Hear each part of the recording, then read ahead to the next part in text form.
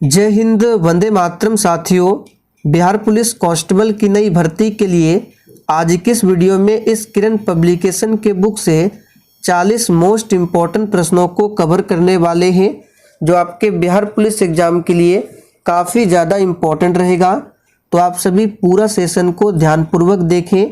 तो साथियों, आज का पहला प्रश्न आपके सामने है, विलोम शब्द लिखिए। यहाँ पर आपको शाश्वत का विलोम बताना है, क्या होगा। बिल्कुल आपको सोच समझकर आंसर बताना है। तो देखिए, शाश्वत का अर्थ क्या होता है। तो शाश्वत का अर्थ सदा रहने वाला होता है, और इसका उल्टा यानी कि विलोम क्या होगा, क्षणिक। यहाँ पर क्षणिक का अर्थ क्या होगा, शीघ्र समाप्त होने वाला। तो शाश्वत का विलोम क्या हो जाएगा, क्षणिक।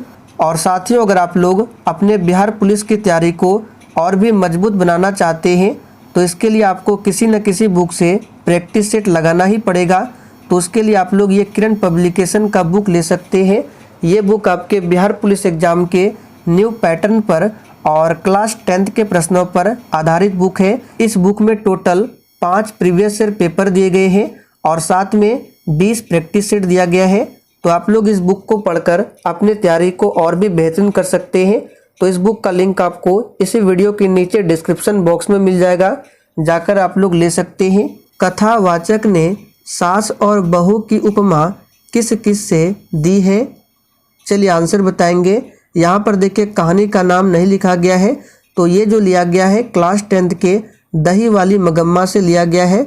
और उस कहानी को अगर आप लोग पढ़े होंगे तो आप लोगों ने पढ़ा होगा, कथावाचक ने सास और बहू की जो उपमा की है, ये किस किस से की है, तो मगरमच्छ से। यहाँ पर दूसरा ऑप्शन आपका सही जवाब है, मगरमच्छ से। आगे देखिए, लोकगीत का कौन सा भेद नहीं है। तो साथियों, यहाँ पर तीसरे प्रश्न का सही जवाब है राग गीत। ये लोकगीत का भेद नहीं है। आगे देखिए, दही वाली मगम्मा कहानी में बहू ने सास को मनाने के लिए कौन सा तरीका अपनाया था।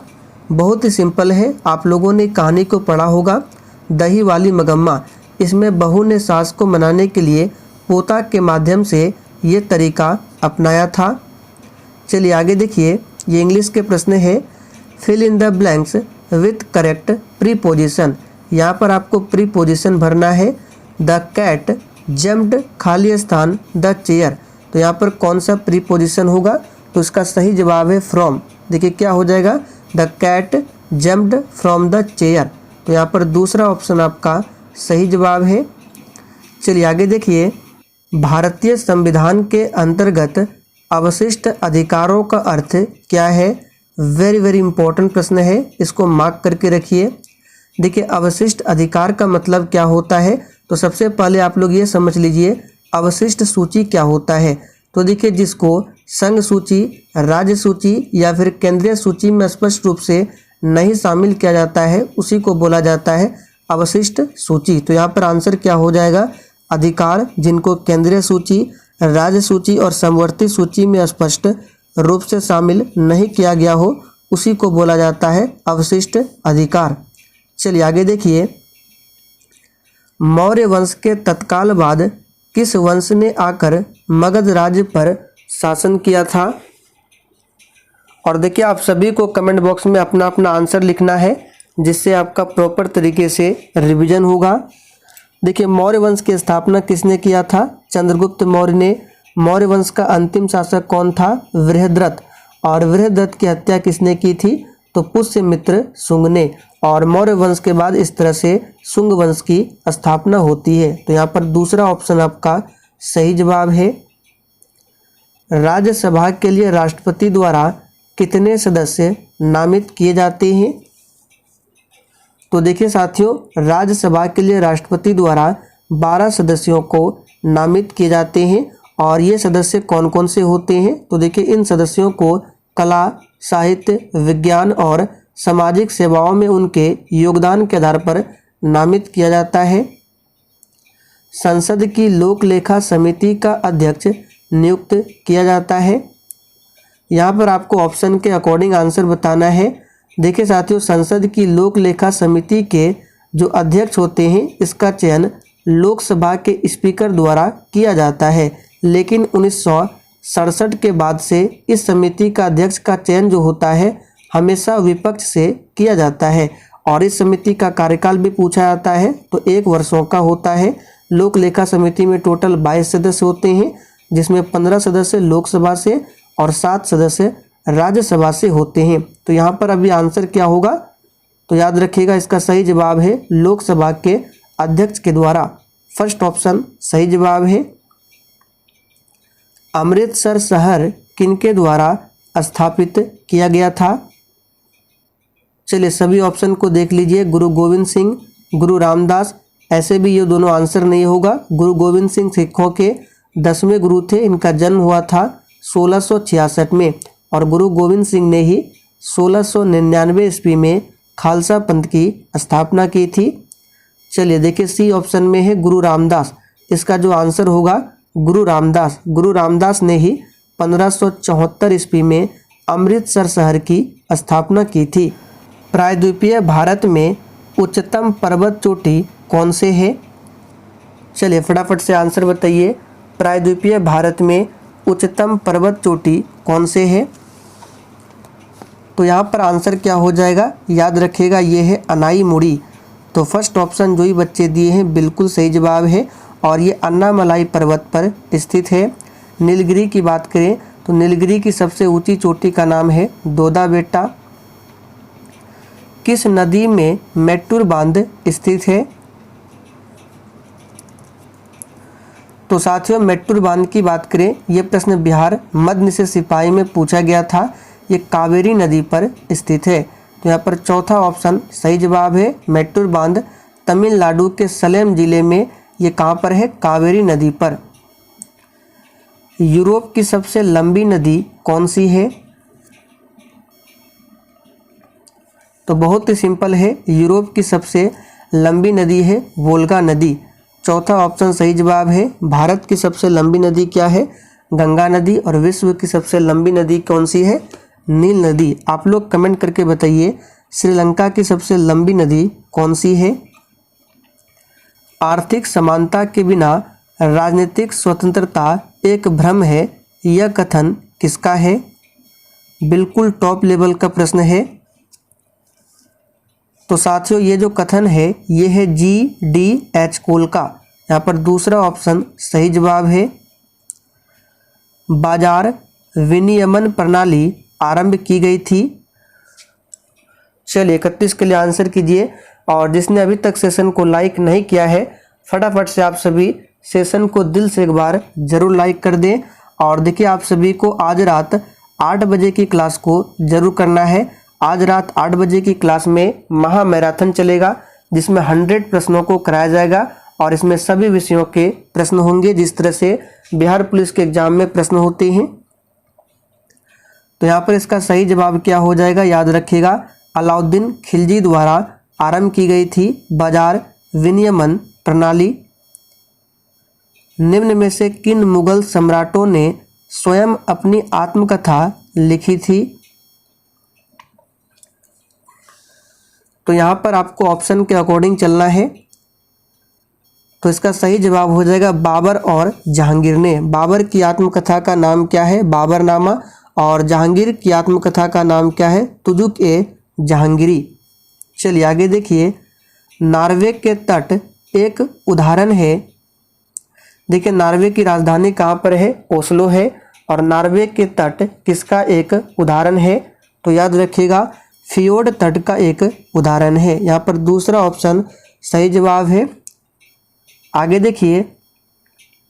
निम्न वार्षिक सांस्कृतिक उत्सवों में से मध्य प्रदेश में कौन सा नहीं मनाया जाता है?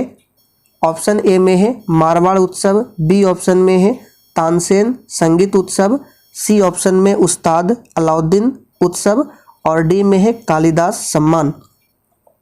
तो यहाँ पे क्या पूछा गया है?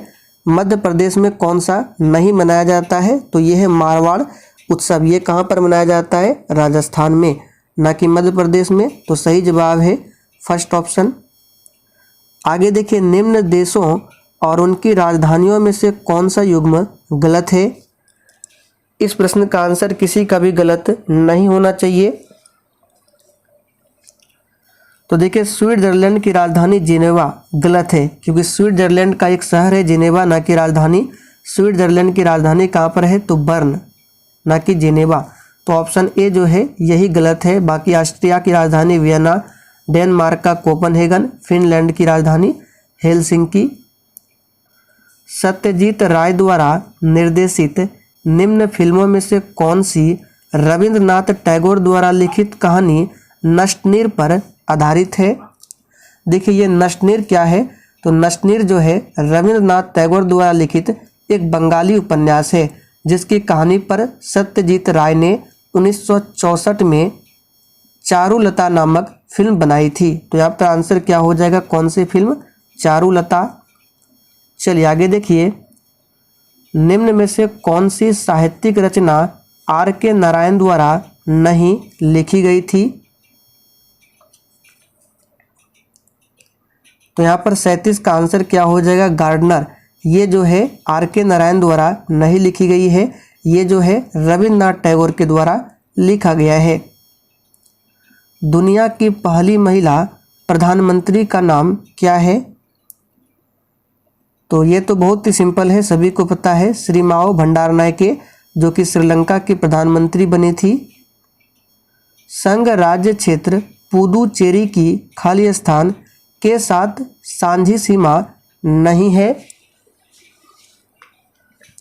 चलिए आंसर बताएंगे, यानी कि पुदुचेरी जो है ये किस राज्य के साथ अपनी सीमा साझा नहीं करती है?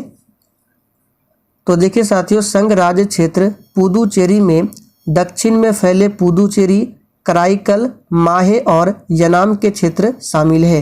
ये सभी पुदुचेरी के क्या है? जिले हैं, ध्यान रखेंगे। और पुदुचेरी और कराईकल तमिलनाडु के परिक्षेत्र है, जबकि यनम और माहे की बात करें तो आंध्र प्रदेश और केरल के परिक्षेत्र है। यहाँ पर आंसर हो जाएगा कर्नाटक। कर्नाटक के साथ कोई भी सीमा साझा नहीं करती है पुदुचेरी। विश्व की सबसे कम जनसंख्या वाला देश कौन सा है? तो बहुत ही सिंपल है, विश्व की सबसे कम जनसंख्या वाला देश है वेटिकन सिटी। ब्रह्मपुत्र नदी के तट पर कौन सा शहर स्थित है? तो साथियों ब्रह्मपुत्र नदी के तट पर कौन सा शहर है? डिब्रूगढ़। यहाँ पर तीसरा ऑप्शन आपका सही जवाब है, डिब्रूगढ़, याद रखेंगे। और ये कहाँ पर है? असम राज्य में है। एडोल्फ हिटलर ने खाली स्थान में आत्महत्या की थी। तो देखिए साथियों, एडोल्फ हिटलर ने 30 अप्रैल 1945 को आत्महत्या की थी। तो सही जवाब यहाँ पे क्या होगा? चौथा ऑप्शन 1945। चलिए आगे देखिए, हुमायूं किस वंश का शासक था? बिल्कुल बच्चों वाला प्रश्न है, आंसर बताएंगे। तो यहाँ पर आंसर क्या हो जाएगा? हुमायूं जो है मुगल वंश का शासक था। मुगल वंश की स्थापना की थी बाबर ने। बाबर का उत्तराधिकारी हुआ हुमायूं, हुमायूं का अकबर। तो क्रम को ध्यान रखेंगे। एशिया की सबसे बड़ी नदी कौन सी है? तो साथियों एशिया की सबसे बड़ी नदी है यांगत्से नदी, जो कि फर्स्ट ऑप्शन में दिया हुआ है। एक अंग्रेजी दार्शनिक और चिकित्सक जॉन लॉक के अनुसार कौन सा एक प्राकृतिक अधिकार नहीं है? चलिए आंसर बताएंगे। बिल्कुल बिहार पुलिस के न्यू पैटर्न पर आधारित प्रश्न है। तो इसका सही जवाब क्या होगा? मत देने का अधिकार। यह प्राकृतिक अधिकार नहीं है। विजयनगर की कला उदाहरण मिलता है। तो साथियों विजयनगर की कला का जो उदाहरण है ये हम्पी में मिलता है। कहाँ पर? हम्पी में। और हम्पी कहाँ पड़ता है? तो कर्नाटक में। सही जवाब है दूसरा ऑप्शन। कैमूर पठार किसके लिए प्रसिद्ध है? तो साथियों ध्यान दीजिए, कैमूर पठार जो है ये किसके लिए प्रसिद्ध है? तो चूना पत्थर के लिए। ये प्रश्न आपके एग्जाम के लिए काफ़ी ज़्यादा इम्पोर्टेंट रहेगा। कुचिपुड़ी नृत्य शैली का उद्गम कहाँ पर हुआ है? तो साथियों ये हुआ है आंध्र प्रदेश में। ये एक शास्त्रीय नृत्य है आंध्र प्रदेश का। तमिलनाडु का शास्त्रीय नृत्य भरतनाट्यम है। केरल का क्या है? तो याद रखिएगा केरल का कथकली है और मोहिनी अट्टम उत्तर प्रदेश का कथक है। भारतीय संविधान की 7वीं अनुसूची में क्या है? चलिए सभी ऑप्शन को देखिए। तो साथियों भारतीय संविधान की 7वीं अनुसूची है संघ सूची, राज्य सूची और समवर्ती सूची। इसके बारे में बताया गया है संविधान के 7वीं अनुसूची में। वर्तमान में टोटल 12 अनुसूचियां हैं, पहले कितने थे? तो 8 थे। भारतीय वायुसेना के ग्रुप कैप्टन का समकक्ष खाली स्थान भारतीय थल सेना में होता है। और देखिए अभी तक जिसने सेशन को लाइक नहीं किया है फटाफट से आप सभी सेशन को लाइक करें। तो भारतीय वायुसेना के ग्रुप कैप्टन का समकक्ष जो है कर्नल भारतीय थल सेना में होता है। यहाँ पर पहला ऑप्शन सही जवाब है। भारत में किस ब्रिटिश गवर्नर जनरल ने हड़प नीति यानी कि द डॉक्ट्रिन ऑफ लैप्स का प्रचलन प्रारंभ किया था? तो ये बहुत ही सिंपल है, ये किया था लॉर्ड डलहौजी ने। और इसी राज्य हड़प नीति के तहत 1848 में सबसे पहले सतारा को ब्रिटिश साम्राज्य में मिला लिया गया था। लॉर्ड विलियम बेंटिक भारत के प्रथम गवर्नर जनरल थे और इन्होंने ही 1829 में सती प्रथा का अंत किया था। पंपास समशीतोष्ण कटिबंधीय घास के मैदान है। चलिए ऑप्शन देखिए, अर्जेंटीना के, हंगरी के, यूएसए के या फिर यूरेशिया के। तो साथियों पंपाज दक्षिण अमेरिका का समशीतोष्ण कटिबंधीय घास के मैदान है। तो यहाँ पर आंसर क्या होगा? दक्षिण अमेरिका। और देश का नाम पूछा जा रहा है तो यहाँ पर आंसर क्या हो जाएगा? ये अर्जेंटीना। लोकसभा में कितनी सीटें अनुसूचित जाति और अनुसूचित जनजाति के प्रतिनिधियों के लिए आरक्षित है? एक भी प्रश्नों को स्किप नहीं करना है, सारे प्रश्न आपके एग्जाम के लिए काफ़ी ज़्यादा इम्पोर्टेंट है। तो इसका सही जवाब क्या होगा? देखिए लोकसभा में अनुसूचित जातियों और अनुसूचित जनजातियों के लिए स्थानों का आरक्षण भारतीय संविधान के अनुच्छेद 330 में किया गया है, जिसमें अनुसूचित जातियों के लिए लोकसभा में 84 सीट है और अनुसूचित जनजातियों के लिए 47। तो यहाँ पर पूछा गया है अनुसूचित जाति और अनुसूचित जनजाति दोनों को मिलाकर, तो यहाँ पर आंसर क्या हो जाएगा? 131। दोनों को ऐड कीजिए, 7 4 11, 8 4 12 1 13, यानी कि टोटल हो जाएगा 131। लेकिन ये आपको जरूर ध्यान रखना है, अनुसूचित जातियों के लिए कितने हैं? 84 सीट है और अनुसूचित जनजातियों के लिए 47 सीट। लोथल की खुदाई से किस सभ्यता का पता चला? तो बहुत ही सिंपल है, लोथल की खुदाई से किस सभ्यता का पता चला? तो सिंधु घाटी की सभ्यता का। यहाँ पर फर्स्ट ऑप्शन सही जवाब है। भारत में संभावित तेल स्रोत है? तो साथियों भारत में संभावित तेल स्रोत है तमिलनाडु, असम, गुजरात ये सभी। तो डी ऑप्शन यानी चौथा ऑप्शन आपका सही जवाब है। बिहार के गया संग्रहालय की स्थापना कब होती है? चलिए आंसर कीजिए। तो साथियों याद कर लीजिए, बिहार के गया संग्रहालय की स्थापना होती है 1970 में। बिहार में ज्ञान निकेतन पुस्तकालय कहाँ पर स्थित है? तो साथियों देखिए बिहार में ज्ञान निकेतन पुस्तकालय जो है ये कहाँ पर है? तो परसौनी चौक सीतामढ़ी में स्थित है। विधानसभा चुनाव 2010 में किस दल को सर्वाधिक सीटें प्राप्त हुई थी? तो याद रखिएगा सही जवाब है जदयू। बिहार विधानसभा चुनाव 2010 में श्री नीतीश कुमार के नेतृत्व में राष्ट्रीय जनतांत्रिक गठबंधन की सरकार बनी थी और इसमें किस दल को सर्वाधिक सीटें प्राप्त हुई? तो जदयू को। बिहार के सोनपुर का मेला किस दिन आयोजित होता है? देखिए साथियों बिहार का जो सोनपुर का मेला है एशिया का सबसे बड़ा पशु मेला है और यह गंगा और गंडक के संगम पर कार्तिक पूर्णिमा के दिन हरिहर क्षेत्र तथा सोनपुर में लगता है। तो सही जवाब है कार्तिक पूर्णिमा। चलिए आगे देखिए, बिहार के पटना कला के अंतर्गत निर्मित चित्रों में सामान्यतः किस विषय का चित्रण हुआ है। बिहार के पटना कला के अंतर्गत आपको बताना है निर्मित चित्रों में सामान्यतः किस विषय का चित्रण हुआ है। तो याद रखिएगा बिहार का सामान्य जीवन, यहाँ पर फर्स्ट ऑप्शन आपका सही जवाब है। तो चलिए साथियों, आज के लिए इतना ही। उम्मीद करते हैं आज का सेशन आप लोगों को बहुत ही अच्छा लगा होगा। तो सेशन पसंद आया हो सभी लोग लाइक करके और अधिक से अधिक सेशन को अपने सभी दोस्तों के साथ ज़रूर शेयर करें।